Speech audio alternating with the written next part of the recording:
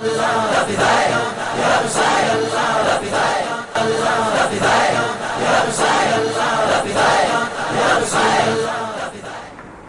علیکم ورحمۃ اللہ وبرکاتہ۔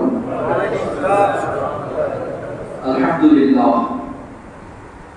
للہ وکفا وسلام علی عبادہ الذین اصطفى وعلى آلہ واصحابہ اولي الصدق والصفا۔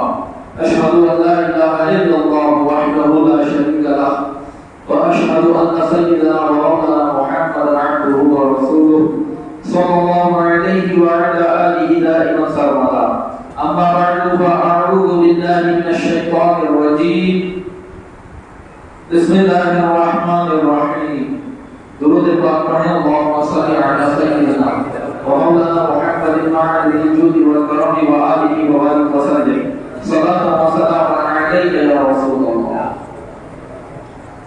سرکار بغداد رضی اللہ تعالی عنہ کی بارگاہ میں تو بے شمار لوگوں نے اپنے اپنے طور پہ خراج عقیدت پیش کیا ہے، اکابر اولیاء نے بھی پیش کیا ہے، اور اسی سلسلے میں سلطان الہند حضرت خواجہ غریب نواز رحمۃ اللہ تعالی علیہ نے بھی سرکار وصیت محاف میں کچھ اشعار گئے ہیں۔ میں حصول برکت کے لیے آپ حضرات کے سامنے وہ اشعار پڑھ کے سنا رہا ہوں۔ فارسی کے اشعار ہیں، تبرکت سن لیں، انشاءاللہ لطف آئے گا۔ فرماتے ہیں: یا غوث معظم نور خدا، مختار نبی مختار خدا۔ سبحان اللہ۔ اے غوث، آپ معظم ہیں، یعنی آپ واجب الاحترام ہے، واجب التعظیم ہے، ہدایت کے نور ہے، آپ کے ذریعے ہدایت ملتی ہے مخلوق کو، اور نبی کے بھی اختیار دیے گئے ہیں اور خدا کی طرف سے بھی اختیار دیے گئے ہیں۔ یا غوث معظم نور خدا، مختار نبی مختار خدا، سلطان دو عالم قطب اولا، حیران سے جلالت ارض و سما۔ زمین و آسمان بھی آپ کی جلالت شان سے حیران ہیں۔ در بزم نبی عالی شانی، ستار عیوب مریدانی، در ملک ولایت سلطانی، اے منبع فضل و جود و سخا۔ چون پائے نبی شد تاج سرت، تاج ہما عالم شد قدوت۔ اقدام جہاں در پیش درک، افتاد چو پیش شاہ گدا۔ معین کے غلام نام جو شد، در یوں صدر اکرام جو شد۔ شد خواجہ ازاں کے غلام جو شد، دارد طلب تسلیم و رضا۔ یا غوث معظم نور خدا، مختار نبی مختار خدا۔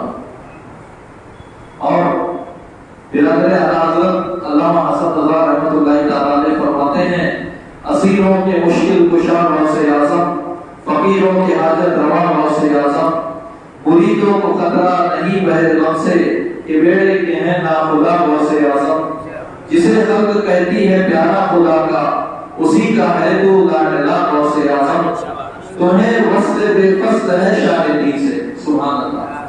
حضور علیہ السلام کا اور غوث پاک کا تعلق جو ہے وہ براہ راست ہے، بیچ میں کوئی واسطہ نہیں ہے۔ وصل یعنی ملاپ، فصل یعنی جدائی، بغیر کسی جدائی کے براہ راست سرکار غوث پاک سرکار مدینہ صلی اللہ علیہ وسلم سے فیض لیتے ہیں۔ فرماتے ہیں: تمہیں وصل بے فصل ہے شاہدی سے، دیا حق نے یہ مرتبہ غوث اعظم، دیا حق نے یہ مرتبہ غوث اعظم۔ اور مشائخ جہاں آئے بہر گدائی، وہ ہے تیری دولت سرا غوث اعظم۔ اور میری مشکلوں کو بھی آسان کیجئے، کہ ہیں آپ مشکل کشا غوث اعظم۔ اور کہے کس سے جا کر حسن اپنے دل کی، سنے کون تیرے سوا غوث اعظم۔ اللہم صل علی سیدنا ومولانا محمد المعد الجود والکرم وآلہ وبارک وسلم صلاۃ وسلام علیک یا سیدی یا رسول اللہ وعلی آلک واصحابک یا شفیعنا یوم الدفاع۔ سب سے پہلے تو میں آپ حضرات کا شکریہ ادا کرنا چاہوں گا، چونکہ اس سلسلے کی آخری کڑی ہے، آج 11ویں شب ہے۔ آپ حضرات تشریف لائے مسلسل، اللہ تعالیٰ آپ کو جزائے خیر دے۔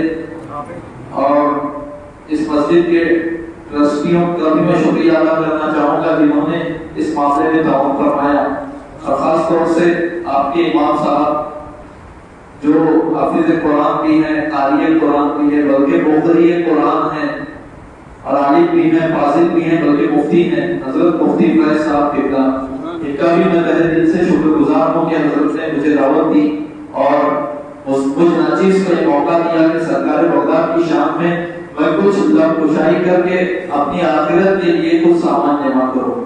اللہ تعالیٰ آپ سب کو جزائے خیر عطا فرمائے اور اس تذکرے کو شرف قبولیت عطا فرمائے اور اسے ہمارے اور آپ کے لیے ذریعہ مغفرت و نجات بنائے۔ ایک بار درود پاک پڑھیں، اللہم صلی وسلم وبارک علی حبیبک محمد الماعد الجود والکرم وآلہ وبارک وسلم صلاۃ و سلام علیک یا رسول اللہ۔ معزز سامعین کرام، جیسا کہ میں نے پچھلی نشستوں میں عرض کیا تھا کہ ولی کی کرامت دراصل اس کے نبی کا معجزہ ہوتی ہے جو ولی کے ذریعے ظاہر ہوتا ہے۔ کرامت نبی کا معجزہ ہوتا ہے جو اس ولی کے ذریعے ظاہر ہوتا ہے، وہ ولی کی کرامت ہوتی ہے، نبی کا معجزہ ہوتا ہے۔ اس لیے کہ اس ولی کو کرامت دکھانے کا اختیار اس کے نبی کی غلامی اور پیروی ہی کی وجہ سے تو ملا۔ تو کرامت صادر ہوتی ہے ولی سے، لیکن اس میں کمال ہے اس ولی کا بھی اور ساتھ ساتھ اس ولی کے نبی کا، جس کی اتباع اور پیروی کی وجہ سے اور جس کے صدقے میں اس ولی کو یہ اختیار اور یہ تصرف کی قوت ملی۔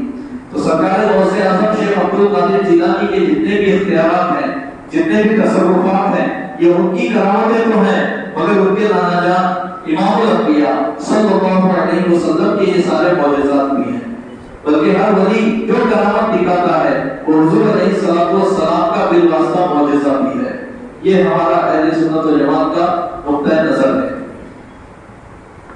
سرکار بغداد کی بارگاہ میں ایک پادری حاضر ہوتا ہے، بحجت الاسرار قلائد الجواہر وغیرہ میں۔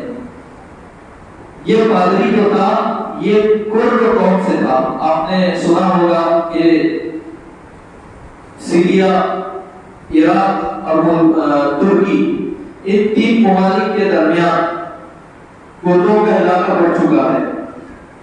کرد قوم جو کردش نسل کے لوگ ہیں، یہ عربی نہیں ہے، ان کا علاقہ کچھ تو جو ان کا ہوائی مدد علاقہ ہے، کچھ تو ترکی میں چلا گیا، کچھ عراق میں چلا گیا، کچھ شام میں چلا گیا، اور یہ بہت زیادہ جدوجہد کر رہے ہیں اپنا الگ ملک بنانے کی، اور غیر لوگ جو ہے مسلمانوں کو قومیت کی آگ بھڑکا کے آپس میں لڑا رہے ہیں۔ خیر وہ ایک الگ داستان ہے۔ اور اس قوم میں بڑے بڑے مجاہدین ہوئے، بڑے بڑے اولیاء اور علماء بھی ہوئے ہیں ماضی میں۔ آج حالات دیگر ہیں، وہ اور بات ہے۔ یہ قوم ایمان لائی ہے سرکار غوث اعظم کے دستے حق پرست پر۔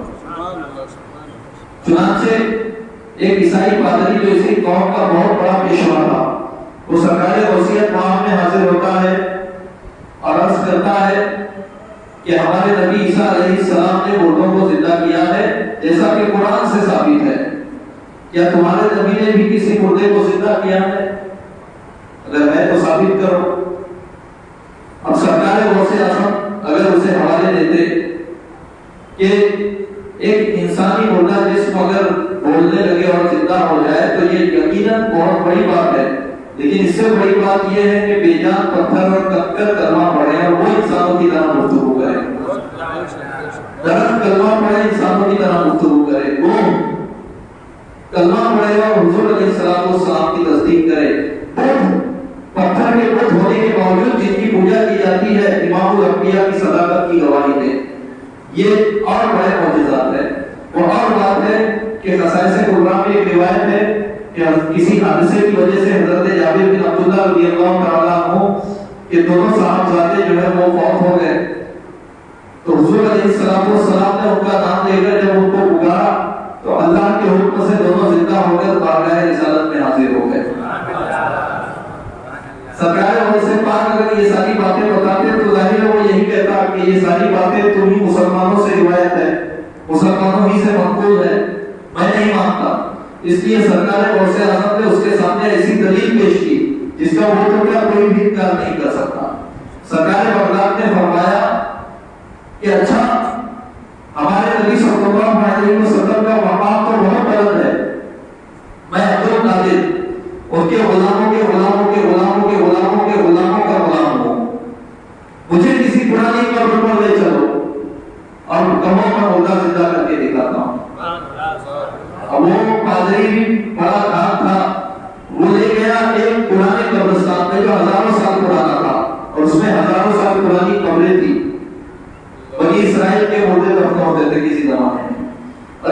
الہی پرانی قبر پر لے گیا اور کہا اس قبر والے کو زندہ کر کے بتاؤ۔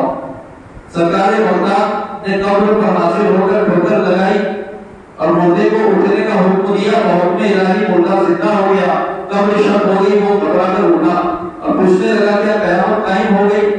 سرکار بغداد نے فرمایا نہیں، قیامت تو ابھی وقت ہے، جس طرح سوئے ہوئے تھے اسی طرح آرام سے سو جاؤ۔ چنانچہ وہ واپس اپنی جگہ پر جا کر لیٹ گیا۔ یہ کرامت دیکھ کر وہ پادری اور اس کے ساتھ 5000 سے زائد قرب قبیلے کے لوگ ایمان قبول کر لیے، اسلام قبول کر چکے۔ سرکار غوث پاک کے دستے اکبر اور انہی اسلام قبول کرنے والوں میں 2 بھائی تھے جو آگے چل کے جنہوں نے اسلام کے لیے بڑے مجاہدانہ کارنامے انجام دیے۔ ایک تو نجم الدین ایوب، دوسرے اسد الدین شیرے کو مسلمان ہونے کے بعد اسلامی نام ان دونوں کا پڑھا اور انہوں نے عیسائیوں کے خلاف جہاد کرتے ہوئے بڑے بڑے کارنامے انجام دیے۔ نجم الدین ایوب کے ہاں ایک لڑکا پیدا ہوا جس کا نام انہوں نے یوسف رکھا۔ یوسف ابھی چھوٹا بچہ ہے۔ نجم الدین ایوب اپنے شیخ اور مرشد سرکار بغداد کی بارگاہ میں انہیں لے کر آئے۔ سرکار غوث پاک کا مرید اور ارادت مند انہیں بنایا اور سرکار بغداد سے دعا کی درخواست کی۔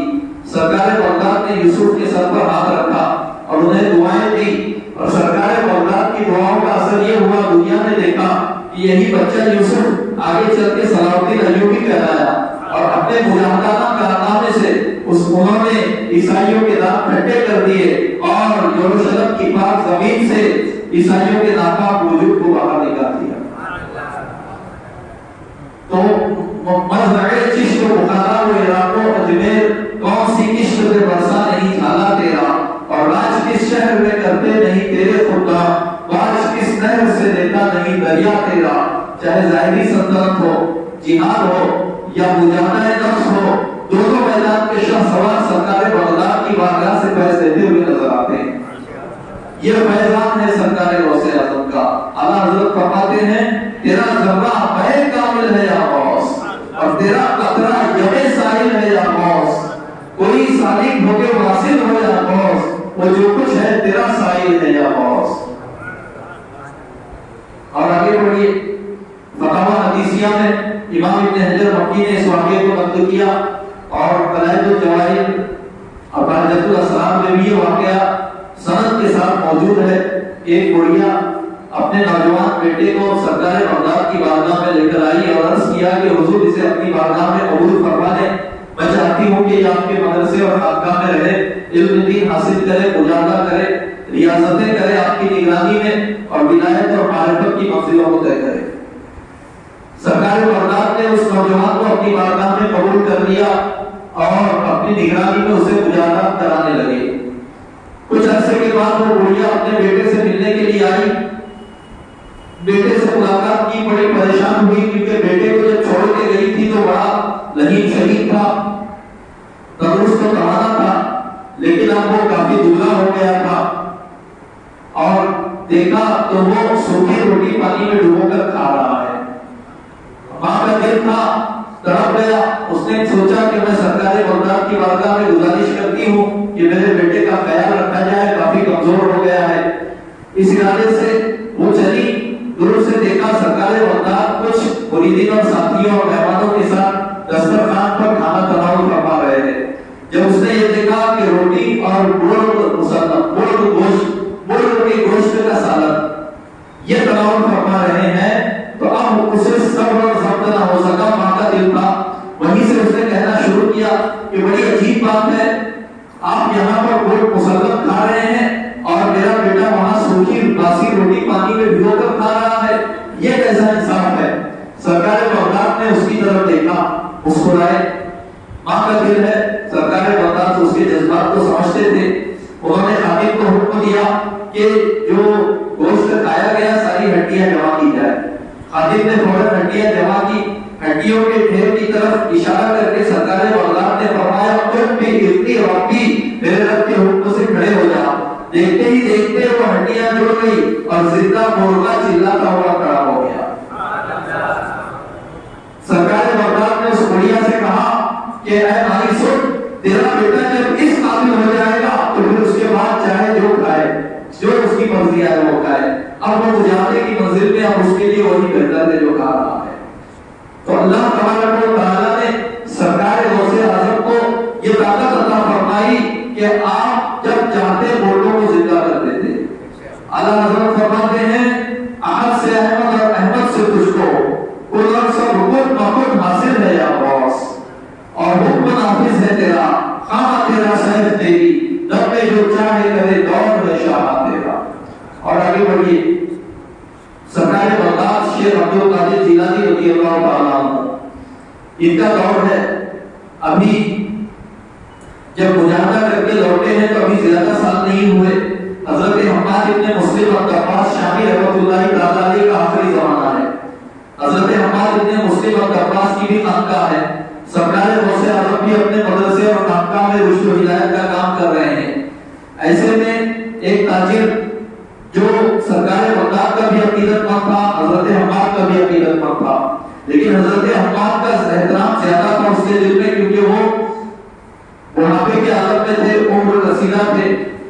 تو ان کی بارگاہ میں پہنچا اور اس نے کہا حضور میں نے اپنا قافلہ تیار کر لیا ہے، ابھی میں تجارتی سفر پر جا رہا ہوں۔ بہت بڑا تاجر تھا وہ، اور میں نے اتنے 100 دینار کا مال جو ہے وہ جمع کیا ہے، اور میرا جو حساب ہے اس کے مطابق مجھے کافی نفع ہوگا۔ جو اس کا کیلکولیشن تھا اس کے مطابق اس نے کہا حضور مجھے اجازت دیں، ساری تیاری ہو گئی ہے، میں سفر پر جانا چاہتا ہوں۔ حضرت شیخ حماد ابن مسلم الدباس نے سر کو جھکایا، پھر اٹھایا اور کہا کہ تم ہرگز اس سال سفر پر نہ جانا، اس لیے کہ اگر تم اس سال سفر پر گئے تو تمہارے قافلے پر ڈاکو حملہ کریں گے، تمہارا مال لوٹیں گے اور تمہاری جان بھی جائے گی، تمہیں قتل کر دیں گے اور تمہیں مال سے بھی ہاتھ دھونا پڑے گا۔ اب یہ تاجر بڑے بزرگ ہوئے، بڑے رنجیدہ ہوئے کہ ساری تیاری ہو گئی، اور امید اور آثار تو یہ ہے کہ بہت نفع سفر رہے گا، لیکن اب حضور نے کیا فرما دیا، اللہ کے ولی ہیں، میں کیسے ان کی مخالفت کر سکتا ہوں۔ اسی سوچ و بچار میں چل رہے تھے کہ دیکھا سرکار بغداد کی خانقاہ قریب ہے۔ سرکار غوث اعظم کی بارگاہ میں حاضر ہوئے، سوچا چلے ان سے پوچھتے ہیں۔ سرکار غوث اعظم سے عرض کیا حضور میں جانا چاہتا ہوں اور ایسا ایسا معاملہ ہے، آپ کا کیا حکم ہے؟ سرکار بغداد نے سر جھکایا، سر اٹھا کر کہا جاؤ تمہیں بہت نفع ہوگا اور تم سالم اور غانم لوٹو گے، نفع کے ساتھ لوٹو گے، سلامتی کے ساتھ لوٹو گے۔ یہ خوش ہو گیا، یہ جانتا تھا کہ اللہ کے ولی کی زبان سے جو بات نکلتی ہے وہ پتھر کی لکیر ہوتی ہے، اور سرکار غوث پاک کا مقام بھی وہ جانتا تھا۔ چنانچہ وہ سفر پہ روانہ ہو گیا، سفر سے واپس آیا اور سرکار بغداد کے فرمان کے مطابق واقعی کافی مال و دولت لے کر آیا۔ بڑا نفع سفر رہا اس کا یہ، اور اس کی جان کو بھی کوئی خطرہ نہیں ہوا۔ اب حضرت حماد کی بارگاہ میں حاضر ہوا، سلام کیا، ملاقات کی اور بتایا کہ میں سفر پر گیا تھا اور ایسا ایسا ہوا، بڑا کامیاب سفر رہا۔ حضرت حماد نے دیکھا، کہا کہ بتاؤ تم میرے پاس سے کہاں گئے تھے؟ اس نے کہا کہ میں شیخ عبد القادر جیلانی کی بارگاہ میں گیا تھا، انہوں نے اجازت دی تو پھر میں نے سفر کیا۔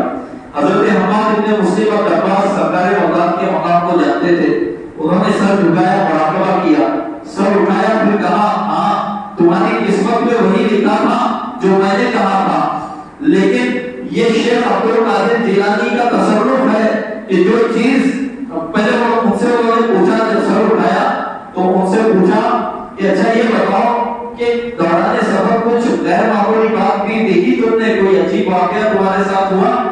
چلے یہ حادثہ تو نہیں ہوا، کامیاب لوٹے، مگر کوئی عجیب و غریب بات ہوئی؟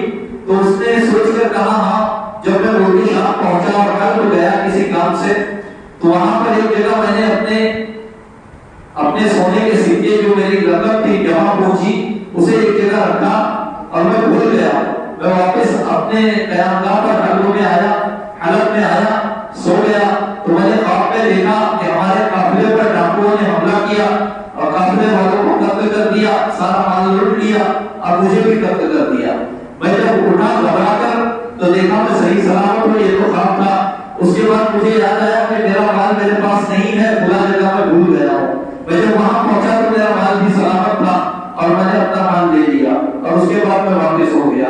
تو حضرت حماد ابن مسلم الدباس شامی فرماتے ہیں کہ تمہارے تمہاری قسمت میں یہی لکھا تھا کہ تم اس سفر میں قتل کیے جاتے، تمہارا قافلہ لوٹا جاتا، تمہارا مال بھی لوٹا جاتا، لیکن شیخ عبد القادر جیلانی کا روحانی تصرف یہ ہے کہ تمہاری قسمت میں جو جاگتے میں تمہارا قتل ہونا لکھا تھا، انہوں نے اللہ کے حکم سے اسے خواب میں کر دیا، اور جو تمہارا مال ضائع ہونا قسمت میں لکھا تھا اسے تمہارے مال بھولنے میں تبدیل کر دیا۔ اس طریقے سے تم سلامتی کے ساتھ اور نفع بخش کاروبار کر کے واپس لوٹے۔ تو حکم نافذ ہے تیرا، خامہ تیرا، سیب تیری، دم میں جو چاہے کرے، دور ہے شاہ تیرا، اور احد سے احمد اور احمد سے تجھ کو کل اور سب کل مکن حاصل ہے یا باس۔ درود پاک پڑھیں، اللہم صلی علی سیدنا و مولانا محمد القائد الجود والکرم وآلہ وبارک وسلم صلاة و سلاما علیک یا سیدی یا حبیبی یا رسول اللہ وعلی آلک و صحبک یا شفیعنا یوم الجزا۔ قلائد الجواہر میں ہے کہ سرکار بغداد ایک بار اپنے مدرسے سے کہیں تشریف لے گئے، لوگوں نے تلاش کیا تو کسی نے کہا کہ دریائے دجلہ کی طرف گئے ہیں۔ جب مریدین اور متوسلین جتنے اکابر علماء بھی تھے، اپنے وقت کے اولیاء کرام بھی تھے، جب پہنچے دریائے دجلہ کے کنارے تو دیکھا کہ دریائے دجلہ کے بیچ میں پانی کے اوپر مصلا بچھا کر سرکار بغداد مصروف عبادت ہے، نماز پڑھ رہے ہیں۔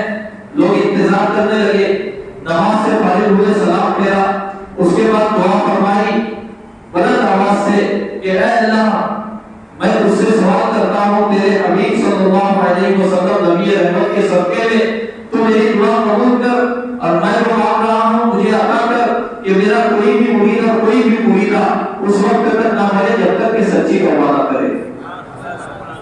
راوی اس واقعے کے اکابر اولیاء ہیں، وہ بیان کرتے ہیں کہ ہم نے دیکھا کہ یہ دعا ایک سبز نور کی شکل میں سرکار بغداد کے منہ سے نکلی اور آسمان کی طرف گئی، اور پھر ہم نے دیکھا کہ اس دعا پر فرشتوں نے آسمان پر آمین کہا، اور اس آمین کی آواز ہم نے بغداد کی سرزمین پر سنی۔ تو سرکار بغداد نے اپنے مریدین کے لیے ایسی دعا فرمائی ہے، بلکہ قلائد الجواہر ہی میں لکھا ہوا ہے، سرکار بغداد نے فرمایا کہ میں بغداد میں اس وقت تک داخل نہیں ہوا جب تک کہ میرے رب نے مجھ سے 70 مرتبہ یہ وعدہ نہ کر دیا کہ میں تیرے کسی بھی مرید کو اس وقت تک معاف نہ دوں گا جب تک کہ وہ سچی توبہ نہ کر دے۔ تو مسلمانوں کو حقیقت سچی ہونی چاہیے، لگاؤ دل کا سچا اور مضبوط ہونا چاہیے، تو ضرور فیض ملے گا۔ اس نشانی کے جو سب ہیں نہیں مارے جاتے، حشر تک میرے گلے میں رہے پڑھاتے گا۔ تو الحمدللہ ہم خوش نصیب ہیں، سرکار بغداد ایک نام لیوا ہے، ان کے غلام ہے، اگرچہ گنہگاروں کا کاکار ہے، یہ نسبت غلامی اگر پروردگار الگ قبول فرما لے تو ہمیں امید ہے ہمارا بیڑا پار ہو جائے گا، اور ہم ابھی بگڑے ہوئے ہیں، گنہگار ہیں، ہم سرکار بغداد کے وسیلے سے دعا کرتے ہیں کہ اللہ ہمیں سچی توبہ کی توفیق عطا فرمائے، مرنے سے پہلے توبہ نصوحہ عطا فرمائے۔ ایک مرتبہ بغداد میں طاعون کی وبا پھیلی اور تیزی کے ساتھ لوگ مرنے لگے۔ آپ حضرات جانتے ہیں طاعون کتنی خطرناک وبا ہے کہ دھڑا دھڑ جنازے اٹھتے ہیں کثیر تعداد میں۔ سرکار ابھی ابتدا تھی طاعون کی، سرکار بغداد سے لوگوں نے کہا حضور کچھ کیجئے، بغداد ہلاک ہو رہا ہے، بغداد کی آبادی تیزی سے کم ہو رہی ہے۔ سرکار بغداد نے اعلان کیا جو ہمارے مدرسے کے کنویں کا پانی پیے گا اللہ تعالیٰ کے حکم سے اسے طاعون کی بیماری نہ ہوگی، اور جسے ہے اسے شفا مل جائے گی۔ چنانچہ لوگوں نے مدرسے کے کنویں کا پانی نکال کر لے جانا اور پینا شروع کیا، لوگوں کو دھڑا دھڑ شفا ہونے لگی، یہاں تک کہ کنواں خالی ہو گیا۔ اب پھر لوگ پریشان ہوئے تو سرکار بغداد نے فرمایا کہ جو ہمارے مدرسے کے آنگن کی گھاس کو اکاڑ کر کھائے گا اللہ تعالیٰ اسے بھی شفا عطا فرمائے گا۔ چنانچہ جنہوں نے بھی گھاس کو تبرک کھایا اللہ نے انہیں بھی شفا عطا فرمائی۔ قلائد الجواہر اور ماجد الاسرار دونوں کتابوں میں یہ روایت موجود ہے۔ اسی طریقے سے سرکار بغداد کے تصرفات کا یہ علامہ محفوظ فرماتے ہیں کہ لو کشفت عورت لمریدی بالمشرقی وانا بالمغربی لسترتها۔ ماجد الاسرار کہ اگر مشرق میں میرے مرید کا سطر کھل جائے گا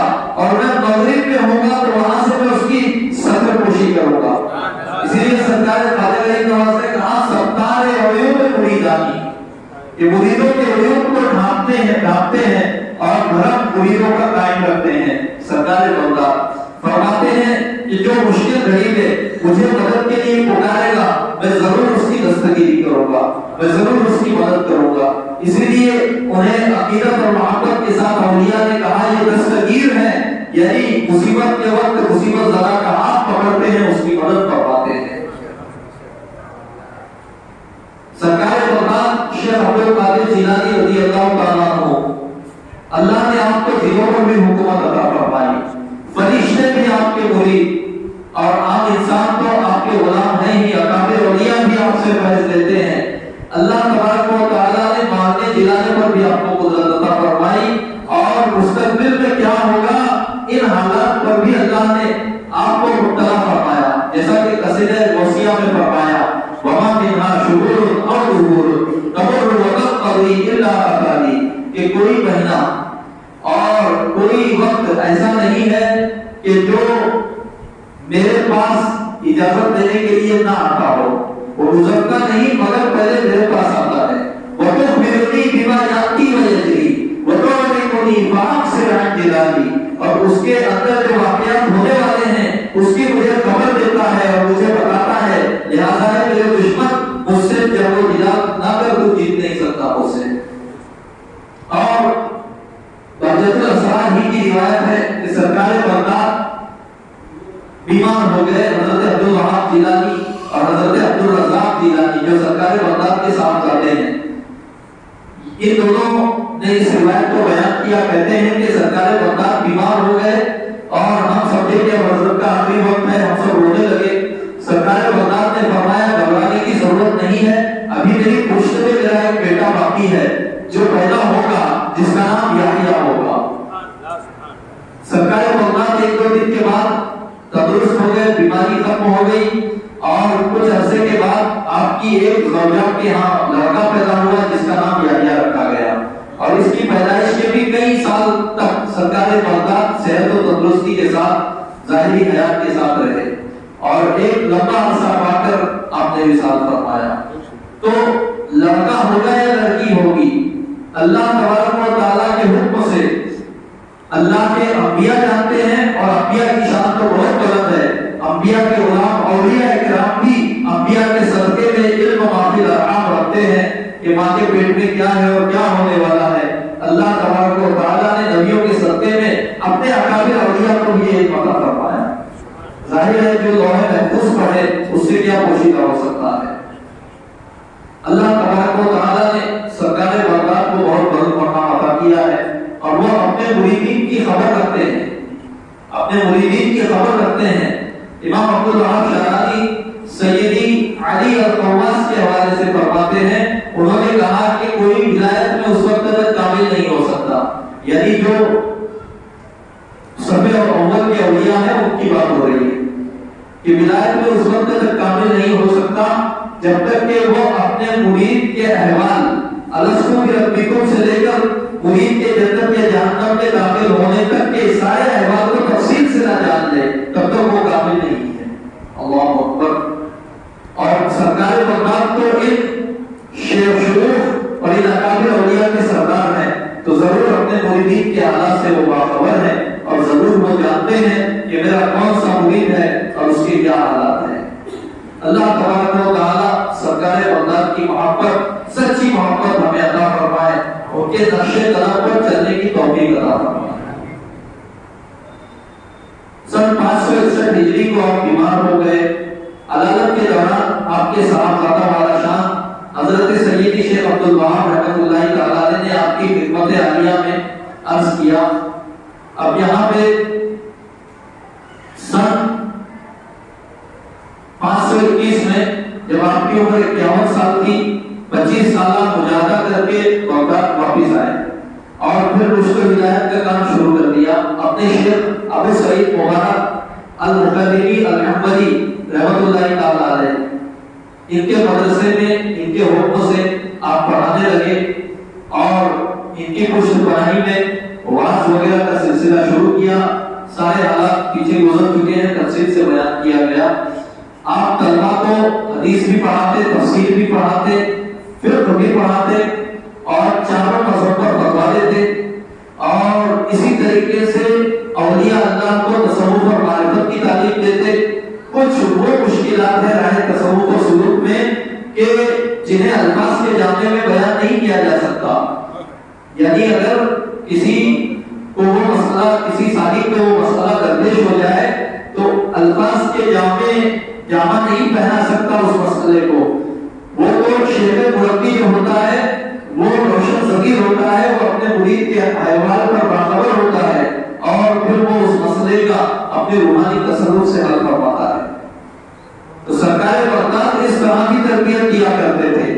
اور آپ کی بارگاہ میں رجال الغیب بھی آتے، جنات آتے، فرشتے حاضر ہوتے، دور دراز سے اولیاء آتے، بلکہ انبیاء کرام بھی کرم فرماتے ہوئے اور فیض دینے کی غرض سے سرکار بغداد کی محفل میں آتے.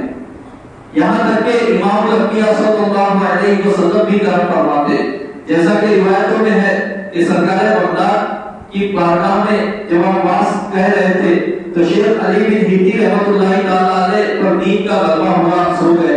اچانک سرکار بغداد منبر سے اترے، شیخ علی بن ہیتی رحمۃ اللہ تعالی علیہ کی بارگاہ میں کے پاس ہاتھ باندھ کے کھڑے ہو گئے کافی دیر تک. پھر اس کے بعد منبر پر تشریف لے گئے. لوگوں نے پوچھا بعد میں کہ حضور آپ شیخ علی بن ہیتی جو آپ کے مرید اور آپ کے فیض دینے والے ہیں، آپ سے ان کے احترام میں آپ اس طرح کھڑے ہو گئے. تو فرمایا کہ ان کے خواب میں سرکار رسالت محمد صلی اللہ علیہ وسلم تشریف لائے. وہ خواب میں ان کی زیارت کر رہے تھے اور میں وہاں کھڑے کھڑے بیداری میں ان کی زیارت کر رہا تھا اور ان کی تعظیم اور احترام کے لیے اپنے ہاتھ باندھا تھا. تو یہ اس شان کی آپ کی محفل تھی. اور ہر محفل میں کچھ نہ کچھ یہود و نصارہ کلمہ پڑھتے، کچھ نہ کچھ ایسے بد مذہب ہوتے جو طائب ہو کر سنی ہوتے، بہت سارے ایسے گستاخ و فجار ہوتے جو گناہوں سے توبہ کر کے متقی بنتے، بہت سارے متقی ایسے ہوتے جو اولیاء اللہ میں شامل ہو جاتے، بہت سارے اولیاء وہ ہوتے کہ ان سے اچانک وہ انعامات اڑ جاتے کہ جنہیں وہ برداشت نہ کر پاتے. اور دو تین اولیاء ہر محفل میں ایسے ہوتے کہ ان کی روح کفر سے مقصوری سے پرواز کر جاتی. تو آپ کی محفل کی یہ شان تھی. آپ کے بغداد میں آنے سے پہلے پورے عالم اسلام میں جو بد مذہبی، جو بے راہبی، جو فسق و فجور پھیل چکا تھا اور اسلام انتہائی کمزور قریب البر ہو گیا تھا، سرکار بغداد کے ذریعے اللہ نے اسلام کو زندہ کیا. اسی لیے آپ کا لقب محی الدین ہوا، جسے تفصیل سے پچھلی نشستوں میں فقیر نے بیان کیا ہے. تو سرکار بغداد کا احسان پورے مسلمانوں پر ہے. اور اگر ان کے وہ تجدیدی کارنامے نہ ہوتے، ان کے وہ احیاء دین کے کارنامے نہ ہوتے تو ظاہری اسباب کی طرف نظر کرتے ہوئے کوئی کہہ سکتا ہے کہ آج اسلام بھی باقی نہ ہوتا. اللہ نے سرکار بغداد کے ذریعے اسلام اور مسلمانوں کی حفاظت فرمائی اور مسلمانوں پر احسان عظیم فرمایا اور مسلمانوں پر سرکار بغداد کی شکل میں جو سرکار مدینہ کے صدقے میں احسان عظیم فرمایا ہے. تو رہتی دنیا تک جتنے بھی مسلمان پیدا ہوں گے تو آنے والے مسلمانوں کی نسلوں کی گردنوں میں بھی سرکار بغداد کا احسان ہوگا. اور وفادار وہ ہے جو اپنے محسن کو یاد کرتا ہے، اس کے احسان کو یاد کرتا ہے. کیونکہ حضور علیہ السلام نے فرمایا من لم یشکر الناس لم یشکر اللہ، کہ جس نے لوگوں کا شکریہ ادا نہیں کیا وہ پروردگار عالم کا شکر گزار بھی نہیں ہو سکتا.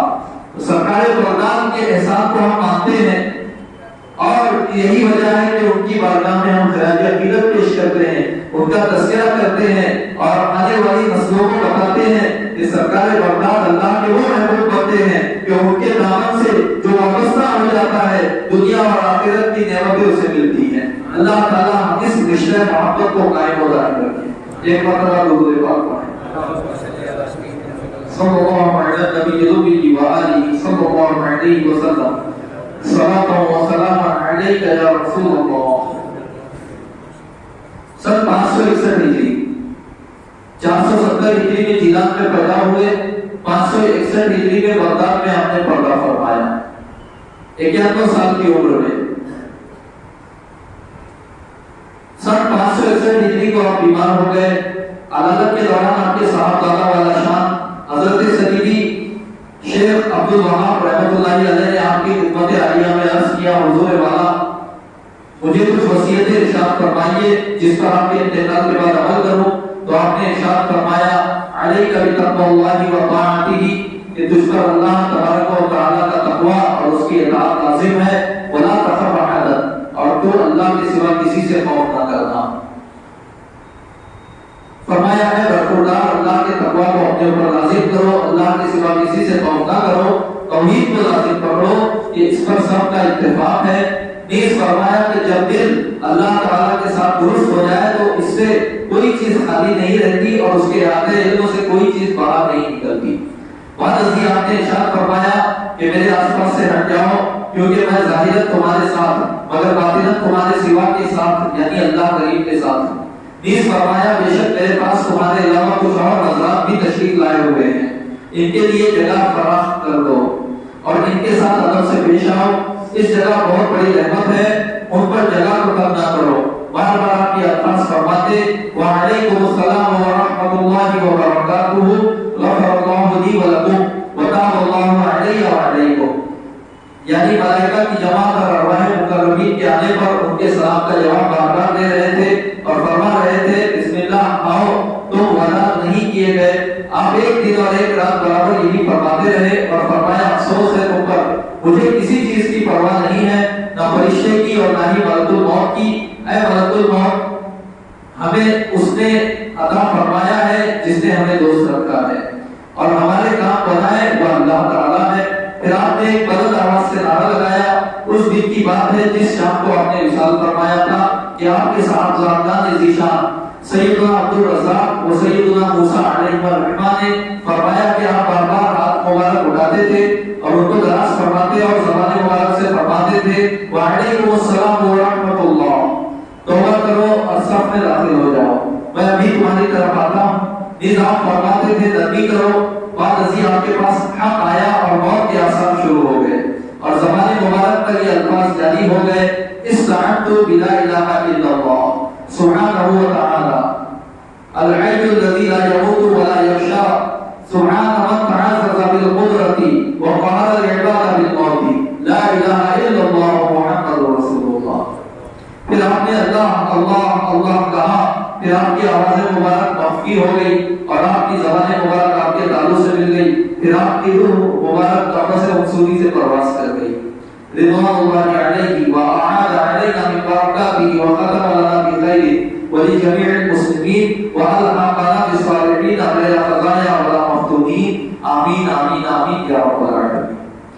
آپ کی اولاد اللہ، آپ کی اولاد کثرت تعداد میں تھی، کثیر تعداد میں تھی، جن میں سے زیادہ مشہور آپ کے مندرجہ ذیل صاحبزادگان ہیں، کثیر اولاد ہوئی سرکار غوث پاک کی، بیٹے پھر پوتے وغیرہ، اللہ نے بہت برکت عطا فرمائی آپ کے اولاد۔ یہی وجہ ہے کہ جس طرح آج سادات کرام مسلمان جہاں جہاں ہیں وہاں آپ کو سادات ملیں گے، اسی طرح جس ملک میں بھی مسلمان ہے وہاں پہ سرکار غوث پاک کی اولاد میں سے بھی کچھ نہ کچھ لوگ آپ کو ضرور ملیں گے۔ تو آپ کے صاحبزادگان میں ہیں سیدنا عبدالوہاب، سیدنا شیخ عیسیٰ، سیدنا شیخ عبدالعزیز، سیدنا شیخ عبدالجبار، سیدنا شیخ عبدالرزاق، سیدنا شیخ محمد، سیدنا شیخ عبداللہ، سیدنا شیخ یحییٰ، سیدنا شیخ موسیٰ، سیدنا شیخ ابراہیم رحمۃ اللہ تعالی علیہ اجمعین۔ آپ کی تصانیف مبارکہ جو کہ آپ کی یادگار ہیں، ان کے مطالعے سے عجیب سرور، لذت اطمینانی قلبی اور لذت و اطمینان قلبی حاصل ہوتا ہے، نیز عجیب قسم کے دقائق و حقائق اور معارف کا انتشار ہوتا ہے۔ ہر مسلمان کو آپ کی تصانیف کا مطالعہ کرنا چاہیے۔ غنیت الطالبین، فتوح الغیب، الفتح الربانی والفیض الرحمانی، یواقیت الحکم، جلاء الخاطر فی الباطن والظاہر، دیوان غوث اعظم، قصیدہ غوثیہ وغیرہ، اور تفسیر جیلانی جو تقریباً 6 ضخیم جلدوں میں ہے، یہ ساری کتابیں سرکار غوث اعظم کی تصنیف ہے اور ان میں حقائق و معارف کے وہ سمندر ہیں کہ ہر پڑھنے والا اپنے ضرب کے مطابق اس میں سے موتی حاصل کرتا ہے۔ ایک عام آدمی پڑھے گا تو اس کے ضرب کے مطابق اسے ملے گا، ایک عالم دین پڑھے گا تو اس کے علم اور ضرب کے مطابق اسے ملتا ہے، اور ایک اللہ والا پڑھتا ہے تو اس کے وسیع علم کے مطابق اسے فیض ملتا ہے اور اور وہ سرکار غوث پاک کی کتابوں سے فیض پاتا ہے. سرکار غوث پاک کی کتاب فتوح الغیب، اولیاء جب اسے پڑھتے ہیں تو ان پر وہ راز منکشف ہوتے ہیں کہ وہ حیران اور ششدر رہ جاتے ہیں. اعلیٰ حضرت فرماتے ہیں فتوح الغیب اگر ظاہر نہ فرمائے فتوحات و حکم عابر ہے یا غوث. یعنی سرکار شیخ محی الدین ابن عربی کی فتوحات مکیہ اور خصوص الحکم، اس کے اندر جو راز کی باتیں ہیں یہ فیضان ہے سرکار غوث پاک کی تصانیف کا.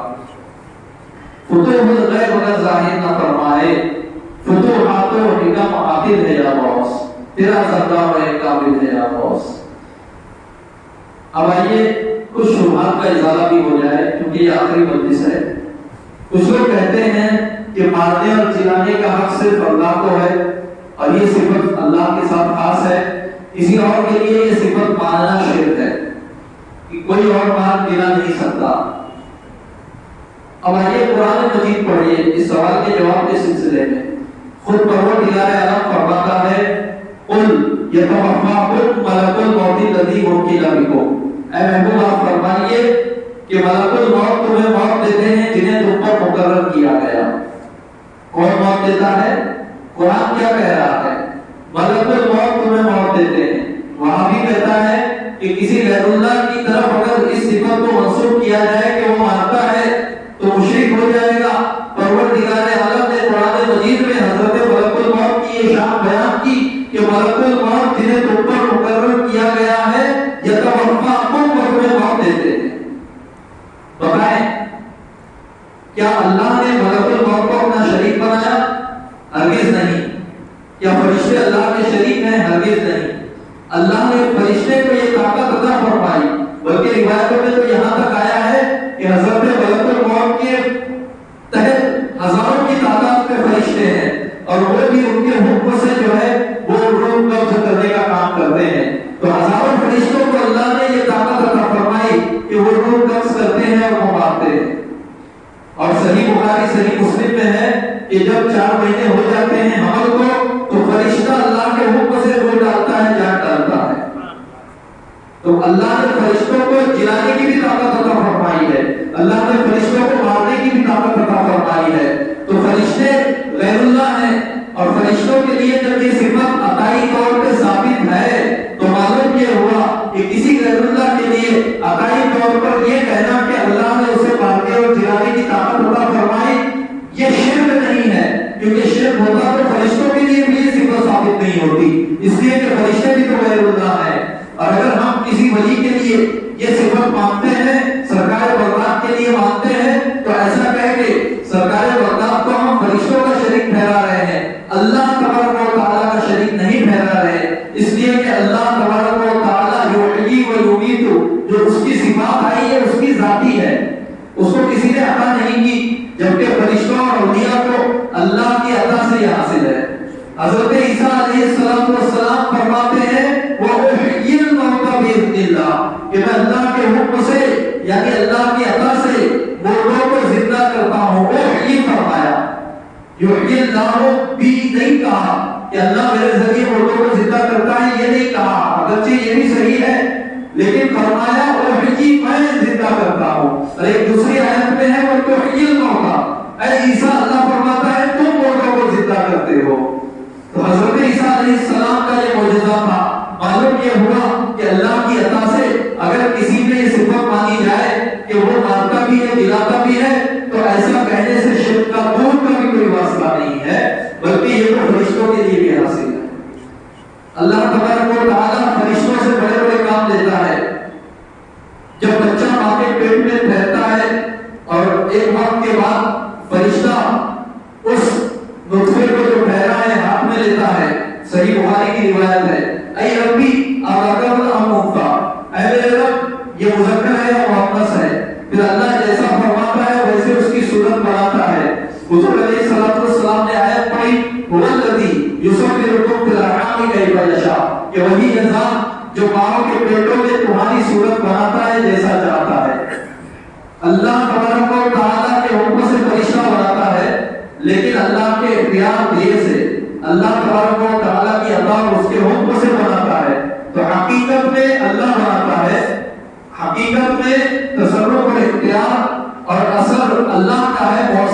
کہ اللہ ہے اور عطائی طور پہ اللہ کے حکم پر اس کی عطا سے فرشتہ بناتا ہے. تو اللہ تبارک و تعالیٰ نے فرشتوں کو کائنات کے نظام کو چلانے کی طاقت عطا فرمائی، جیسا کہ فرمایا فَالْمُدَبِّرَاتِ أَمْرًا. تو قسم ہے کاموں میں تدبیر کرنے والے فرشتوں کی. اب یہ کاموں میں کیسی تدبیر کرتے ہیں اٹھا کر دیکھ لیجیے، تفسیر کی کتاب ہے.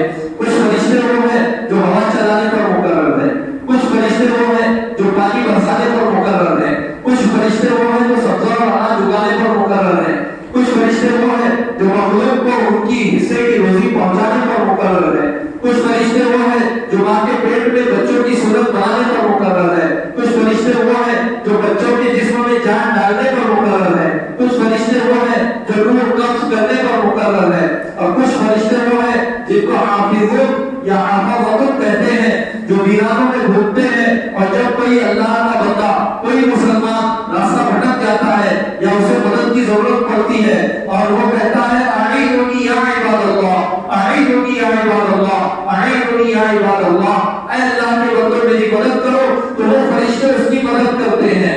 حضور علیہ السلام نے فرمایا کہ جب تم میں سے کسی کا مال گم ہو جائے یا کوئی راستہ بھٹک جائے، وَهُوَ بِأَرْضٍ لَيْسَ بِهَا حَدِيث، اور وہ ایسی زمین پر ہو جہاں اس کا کوئی یار و مددگار نہ ہو، فَلْيَقُلْ أَعِينُنِي يَا عِبَادَ اللَّهِ، تو وہ 3 مرتبہ کہے کہ اے اللہ کے بندو میری مدد کرو.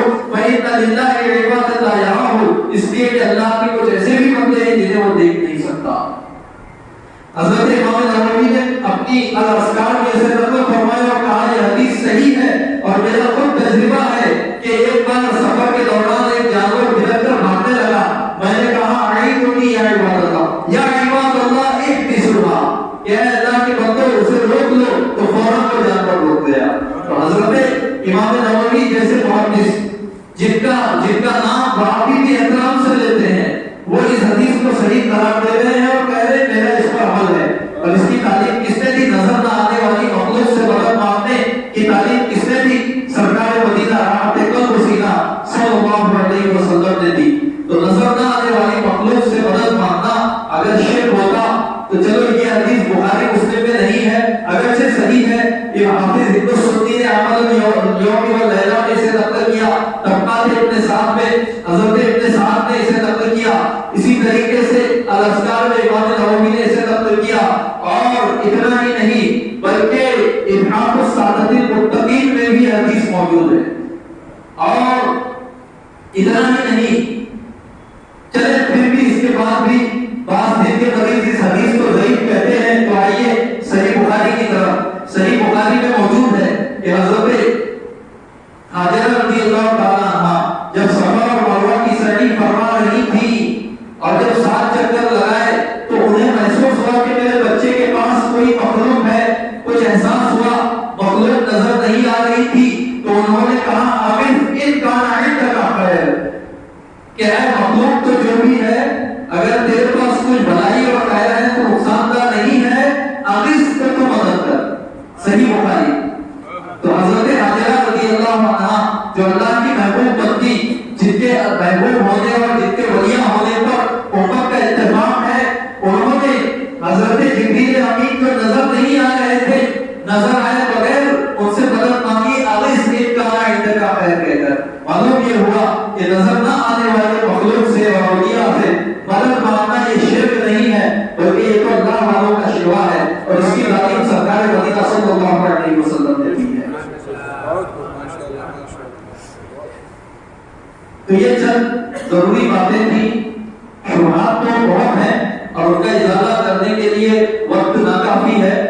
بہرحال آپ علماء سے جڑے رہیں، سرکار غوث اعظم سے اپنے رشتہ محبت کو مضبوط رکھیں، اور ہم دعا کرتے ہیں کہ اللہ تعالیٰ اس 11ویں کی برکت سے اور اس محفل کی برکت سے سارا سال ہمارے ایمان کی حفاظت فرمائے، اور ہمیں اگر اس سال ہماری قسمت میں مرنا ہو تو ہمیں ایمان پر اٹھائے.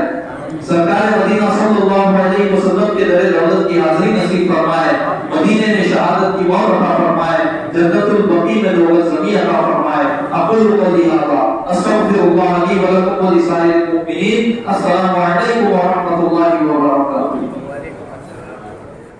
حضرت نے ہمیں 11 دن تک حضور غوث پاک رضی اللہ تعالیٰ کی سیرت کی کوششیں ان کی تعلیمات ہم تک پہنچائے. ہم یہ آپ کا شکر گزار ہیں. آپ کی بارگاہ میں ہم عقیدت پیش کرتے ہیں. نعرہ تکبیر، نعرہ رسالت، علماء اہل سنت، نعرہ تکبیر، نعرہ رسالت، علماء اہل سنت.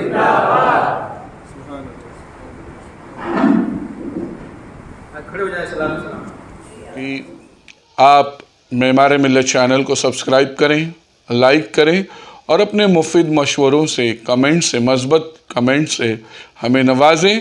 آپ سے گزارش ہے کہ اس چینل کو زیادہ سے زیادہ سبسکرائب کریں تاکہ ہم ہمارے پیغام کو دنیا کے کونے کونے تک پہنچا سکیں.